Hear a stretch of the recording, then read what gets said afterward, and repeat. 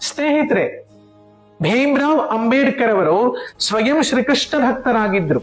ಅವರ ತಂದೆ ಅಂದ್ರೆ ಬಾಬಾ ಸಾಹೇಬರ ತಂದೆ ಮಹಾಭಾರತದಿಂದ ಪ್ರಭಾವಿತರಾಗಿದ್ರು. ಇದರಿಂದ ಮಹಾಭಾರತದ 5 ಪಾಂಡವರಲ್ಲಿ ಭೀಮಸೇನನ ಹೆಸರನ್ನು ತನ್ನ ಮಗನಿಗೆ ಪ್ರೀತಿಯಿಂದ ಇಟ್ಟು ಭೀಮ್ ಎಂದು ಕರೆದ ಮಹಾ ಸನಾತನಿ ಅವರ ತಂದೆ.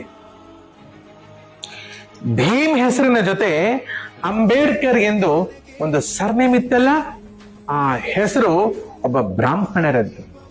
ಆ ಬ್ರಾಹ್ಮಣರೇ ಭೀಮನನ್ನ ಓದಿಸಿ ಬರೆಯಿಸಿ ಯೋಗ್ಯ ವ್ಯಕ್ತಿಯನ್ನಾಗಿ ಮಾಡಿ ಮಹಾರತ್ನವನ್ನಾಗಿ ಸಮಾಜಕ್ಕೆ ಸಮರ್ಪಿಸಿದ್ದು. ನಂತರ ಭೀಮ್ರಾವ್ ಅಂಬೇಡ್ಕರ್ ಆಗಿದ್ದು. ಭೀಮಣ್ಣನ ಎಲ್ಲಾ ಶಾಲಾ ಫೀಸ್ ತುಂಬಿ ಅವರ ಭಾರವನ್ನ ತಲೆಯ ಮೇಲೆ ಹೊತ್ತು ಸರಸ್ವತಿ ಪುತ್ರರನ್ನಾಗಿ ಮಾಡಿದ್ದು ಒಬ್ಬ ಬ್ರಾಹ್ಮಣ. ಇದು ಸಮಾಜಕ್ಕೆ ನೆನಪಿರಬೇಕು.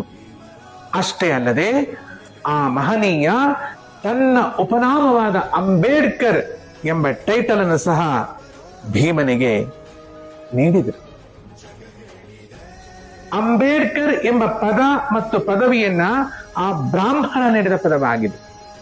ನಿಮಗೆ ಇನ್ನೊಂದು ಸತ್ಯವಾದ ಮಾತು ಹೇಳ, ಅಂದೇ ಜಾತಿಯ ಭೇದವನ್ನ ನಿರ್ಮೂಲನೆ ಮಾಡಲು ಅವರ ಶುಶ್ರೂಷಕಿಯಾಗಿ ಬಂದಂತಹ ಸವಿತಾ ಸಾರಸ್ವತ ಬ್ರಾಹ್ಮಣಿ ಅವರ ಕೈ ಹಿಡಿದು ಬಾಳ ಸಂಗಾತಿಯಾದ್ಲು.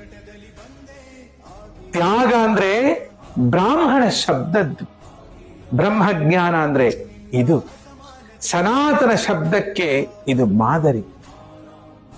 ಜಯ ಶ್ರೀ ಮಹಾಕಾಲ್, ವಿಶ್ವಮಾತಾ ಗೋಮಾತಾ, ಜೈ ಭೀಮ್.